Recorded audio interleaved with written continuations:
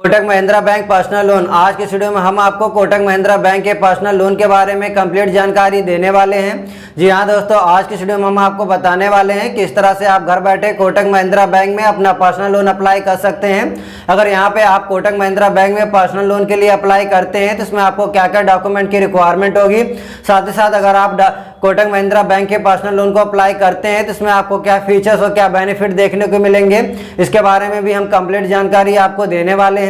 अगर यहाँ पे आप लोन के लिए अप्लाई करते हैं तो यहाँ पर आपको क्या हिडन चार्जेस देखने को मिलेंगे, इसके बारे में भी हम आपको कंप्लीट जानकारी देंगे। साथ ही साथ आज के वीडियो में हम आपको बताएंगे कि कौन कौन कोटक महिंद्रा बैंक में इस लोन के लिए अप्लाई कर सकता है। साथ ही साथ कोटक महिंद्रा बैंक में हमें पर्सनल लोन के लिए अप्लाई करना चाहिए या नहीं करना चाहिए, इसके बारे में भी हम कंप्लीट जानकारी देंगे। और वीडियो के लास्ट में हम अपना ओपिनियन भी आपको शेयर करेंगे कि हमें कोटक महिंद्रा बैंक में अपना पर्सनल लोन के लिए अप्लाई करना चाहिए या नहीं करना चाहिए, या किसी से भी कोई बेस्ट ऑप्शन है, इसके बारे में भी हम कंप्लीट जानकारी आज इस वीडियो में हम आपको देंगे। तो मेरी रिक्वेस्ट आपसे बस यही है कि आप इस वीडियो को पूरा कंप्लीट वॉच करिएगा, इस वीडियो को बिल्कुल भी स्किप मत करिएगा। चलिए आज के वीडियो को कंटिन्यू करते हैं। चलिए, कोटक महिंद्रा बैंक में पर्सनल लोन लेने से पहले हम इसके कुछ फीचर्स के बारे में जान लेते हैं। अगर आप कोटक महिंद्रा बैंक में अपना पर्सनल लोन लेते हैं तो यहाँ पर आपको काफ़ी सारे फीचर्स देखने को मिल जाएंगे।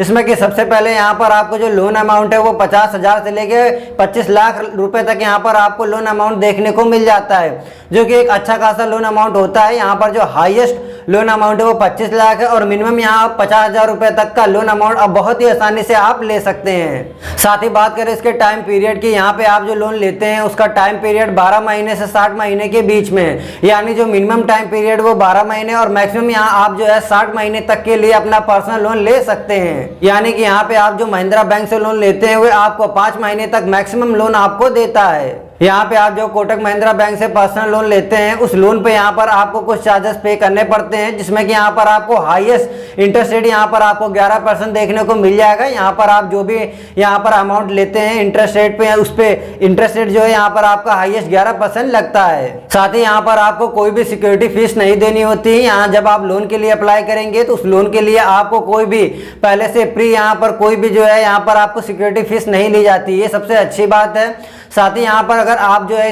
इस लोन को अप्लाई करते हैं तो इस लोन को अप्लाई करने के लिए यहाँ पर आप इसे ऑनलाइन अप्लाई कर सकते हैं, जिसमें आपको कहीं पे भी जाने की जरूरत नहीं पड़ेगी। इसका सारा प्रोसेस आप घर बैठे ही ऑनलाइन कंप्लीट कर सकते हैं। इसका एक भी डॉक्यूमेंट कहीं पे भी जाकर आपको वेरीफाई नहीं कराना पड़ेगा, इसका कंप्लीट प्रोसेस आप घर बैठे ही कंप्लीट कर पाएंगे। और जैसे ही आप यहाँ पर लोन के लिए अप्लाई कर देंगे और आपका लोन जैसे ही अप्रूवल के लिए कंप्लीट हो जाएगा तो वैसे ही विदिन 3 to 4 सेकंड के अंदर अंदर आपका अमाउंट आपके बैंक अकाउंट में सेंड कर दिया जाएगा। चलिए अब इसके फी एंड चार्जेस के बारे में जान लेते हैं। अगर आप कोटक महिंद्रा बैंक के पर्सनल लोन में अप्लाई करते हैं तो यहाँ पर आपको कुछ फी एंड चार्जेस आपको देने पड़ते हैं, जिसमें कि सबसे पहले यहाँ पर आपको 11% इंटरेस्ट रेट चार्ज किया जाता है। बट ये डिपेंड करता है आपके प्रोफाइल के ऊपर। अगर आपका प्रोफाइल ज़्यादा अच्छा होगा तो आपका यहाँ पर कम इंटरेस्ट रेट आपको देना पड़ेगा। अगर आपका प्रोफाइल जो है यहाँ पर वीक होगा तो यहाँ पर आपको जो है 11% मैक्सिमम यहाँ से आपसे चार्ज लिया जा सकता है। साथ ही बात करें यहाँ पर आपको प्रोसेसिंग फीस भी यहाँ पर आपको देनी पड़ती है, जो कि यहाँ पर आपको 3% प्रोसेसिंग फीस भी आपसे लिया जाता है। नेक्स्ट चार्जेस की बात करें तो यहाँ पर आपको स्टैम्प ड्यूटी चार्ज भी आपको देना पड़ता है, जो कि यहाँ पर स्टेट वाइज ही डिपेंड करता है। आप जिस भी स्टेट में रहते हैं उस स्टेट में आपको अलग अलग यहाँ पर स्टैम्प ड्यूटी चार्ज आपसे लिया जाता है। नेक्स्ट चार्ज की बात करते हैं क्रेडिट एडमिनिस्ट्रेशन चार्ज। यहाँ पर आपको जो क्रेडिट एडमिनिस्ट्रेशन चार्ज आपसे लिया जाता है वो 5% आपसे क्रेडिट एडमिनिस्ट्रेशन चार्ज आपसे लिया जाता है, जो कि मैक्सिमम यहाँ पर आपका 7500 रुपये आपका होता है। नेक्स्ट चार्ज की बात करें तो वो है क्रेडिट एडमिनिस्ट्रेशन चार्ज। यहाँ पर आपको जो क्रेडिट एडमिनिस्ट्रेशन चार्ज आपसे लिया जाता है वो 5% आपसे लिया जाता है। ये क्रेडिट एडमिनिस्ट्रेशन चार्ज यहाँ पर आपको जो है मैक्सिमम यहाँ पर 7500 रुपये आपसे लिया जाता है। यहाँ पर ओवर ड्यू लिमिट पर आपको यहाँ पर 3% चार्ज आपसे लिया जाता है। यहाँ पर आपसे ओवर ड्यू लिमिट के ऊपर यहाँ पर आपसे चार्ज लिया जाता है, जो कि यहाँ पर 3% चार्ज आपसे लेना पड़ता है। Next over due limit charge. यहाँ पर आपसे ओवर ड्यू लिमिट चार्ज के ऊपर भी आपसे चार्ज लिया जाता है, जो कि यहाँ पर आपसे 3% का चार्ज आपसे लिया जाता है। Next EMI bounce charge. यहाँ पर आपसे ईएमआई बाउंस चार्ज भी लिया जाता है। अगर आप कोई भी ईएमआई बाउंस कर देते हैं या उसे चार्ज पे करने में लेट कर देते हैं तो यहाँ पर आपसे मैक्सिमम 750 रुपये पर ईएमआई बाउंस चार्ज आपसे लिया जाता है। Next swapping charge. अगर आप ईएमआई चार्ज करते हैं और आप ईएमआई कम भरते हैं तो यहाँ पर आपसे 500 रुपये ईएमआई चार्ज लिया जाता है। Next fund closure charge. यहाँ पर आपसे फंड क्लोजर चार्ज भी आपसे लिया जाता है। यहाँ पर आप जो पर्सनल लोन अगर आप 3 साल से पहले यहाँ पर बंद करते हैं तो यहाँ पर आपसे 4% का यहाँ पर आपसे चार्ज लिया जाता है। अगर आप इसे 3 साल के बाद बंद करते हैं तो यहाँ पर आपसे 2% का चार्ज आपसे लिया जाता है। चलिए अब बात करते हैं इसके एलिजिबिलिटी क्राइटेरिया की। अगर यहाँ पर आप अपना पर्सनल लोन अप्लाई करना चाहते हैं तो उसके लिए आपको क्या एलिजिबिलिटी क्राइटेरिया होनी चाहिए, तो उसके लिए यहाँ पर आपकी एज 21 से 60 साल के बीच होनी चाहिए। अगर आपकी एज 21 से 60 साल के बीच है तो यहाँ पर आप बहुत ही आसानी से इस लोन के लिए अप्लाई कर सकते हैं। साथ ही साथ आप जो है इंडियन होने चाहिए। अगर आप इंडिया में रहते हैं और आप इंडियन सिटीजनशिप है तो यहाँ पर आप अपना जो है पर्सनल लोन के लिए अप्लाई कर पाएंगे। साथ ही साथ यहाँ पर लोन को अप्लाई करने के लिए यहाँ पर आपका जो है जॉब है वो 1 साल पुराना होना चाहिए। साथ ही साथ आपकी सैलरी 25 से 20 हज़ार के आसपास होनी चाहिए। अगर आपका सैलरी 20 से 25 हज़ार के बीच है तो यहाँ पर आप जो है इस लोन के लिए बहुत ही आसानी से अप्लाई कर सकते हैं। और साथ ही साथ यहाँ पर आपका जो सिविल स्कोर है वो 700 के ऊपर होना चाहिए, तो यहाँ पर आप बहुत ही आसानी से लोन के लिए अप्लाई कर सकते हैं। और बात करें यहाँ पर इनकम प्रूफ की, तो यहाँ पर आपका इनकम प्रूफ इसलिए देखा जाता है क्योंकि यहाँ पे अगर आप अपना लोन लेते हैं तो यहाँ पर आपका बैंक वाले ये देखते हैं कि आप ये जो ले रहे हैं आप इसे रीपे कर पाएंगे या नहीं कर पाएंगे, आप इसे जो है दोबारा वापस कर पाएंगे कि नहीं कर पाएंगे। ये देखते हुए ही आपको जो है बैंक लोन प्रोवाइड करता है। इसलिए आपके यहाँ पर जो है सैलरी स्लिप, इनकम प्रूफ आपका देखा जाता है।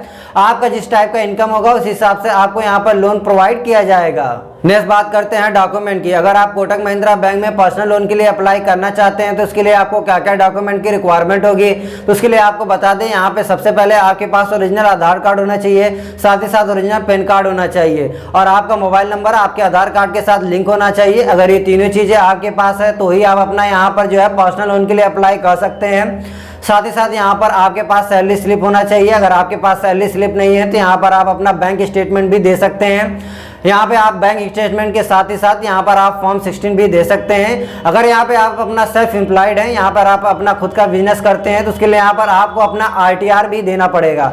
अगर यहाँ पर आप अपना RTR दे देते हैं तो यहाँ पर आप बहुत ही आसानी से इस लोन के लिए अप्लाई कर सकते हैं। अब चलिए फाइनली बात करते हैं किस तरह से हम कोटक महिंद्रा बैंक के पर्सनल लोन को अप्लाई कर सकते हैं। अगर आप कोटक महिंद्रा बैंक के पर्सनल लोन को अप्लाई करना चाहते हैं तो उसके लिए मैंने डिस्क्रिप्शन में लिंक दे रखा है। उस लिंक पे आप क्लिक करेंगे तो आप कोटक महिंद्रा बैंक के ऑफिशियल वेबसाइट पे चले जाएंगे। वहां पर आपको इस लोन को अप्लाई करने का एक ऑप्शन मिलेगा। उस ऑप्शन पे क्लिक करके आप अपनी पर्सनल डिटेल शेयर करेंगे, जिसमें आधार कार्ड, पैन कार्ड की डिटेल शेयर करेंगे। साथ ही साथ आप अपना मोबाइल नंबर वेरीफाई करेंगे। इसके बाद आप अपना सैलरी स्लिप, आप जो है यहाँ पर इनकम प्रूफ देंगे। इसके बाद विदिन कुछ ही मिनटों में आपका यहाँ पर जो है सारा एप्लीकेशन वेरीफाई हो जाएगा। अगर आप एलिजिबल होते हैं तो आपको जो है आपके प्रोफाइल के हिसाब से आपको यहाँ पर जो है लोन दे दिया जाएगा। ये लोन आपका 50,000 से 1 लाख तक का हो सकता है, तो इसलिए आप बिल्कुल ये चिंता मत करिएगा, आपको लोन यहाँ पर जरूर से जरूर मिलेगा। अगर आपका यहाँ पर लोन अप्रूव हो जाता है तो विदिन सेकंड आपके बैंक अकाउंट में ये लोन, आप जो पैसे आपके ये ट्रांसफर कर दिए जाते हैं। चलिए फाइनली बात करते हैं कि कोटक महिंद्रा बैंक में हमें पर्सनल लोन लेना चाहिए या नहीं लेना चाहिए। तो मैं आपको बता दूं, Kotak Mahindra bank private sector का एक बेहतरीन बैंक है। साथ ही साथ यहाँ पर अगर आप लोन के लिए अप्लाई करते हैं तो आपको बहुत ही आसानी से यहाँ पर लोन प्रोवाइड कर दिया जाता है। अगर आप मेट्रो सिटी से है तो यहाँ पर आपको लोन बहुत ही जल्दी देखने को मिल जाएगा। यहाँ पर आप लोन के लिए बहुत ही जल्दी आपको अप्रूवल मिल जाता है। साथ ही साथ यहाँ पे अगर आप पहले से कोई लोन नहीं ले रखे हैं और आपका सिविल स्कोर 700 से ज़्यादा है तो भी यहाँ पर आपको बहुत आसानी से लोन प्रोवाइड कर दिया जाता है। नेक्स्ट, अगर आप कोटक महिंद्रा बैंक के zero balance saving account open करना चाहते हैं तो इसके लिए भी हमने ऑलरेडी इसके ऊपर जो है डेडिकेटेड वीडियो बना रखा है, जिसका लिंक भी मैं आपको डिस्क्रिप्शन में दे दूंगा।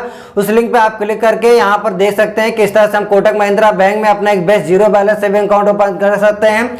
मैं आपको बता दूं, अगर आपको कोटक महिंद्रा बैंक का अकाउंट आपके पास पहले से है तो यहाँ पर आपको बहुत ही आसानी से यहाँ पर लोन प्रोवाइड कर दिया जाता है। ये बहुत ही अच्छी बात है। अगर आप कोटक महिंद्रा बैंक के पहले से कस्टमर है और आपके पास पहले से अकाउंट है तो यहाँ पर आपका जो केवाईसी का प्रोसेस है वो स्किप हो जाता है।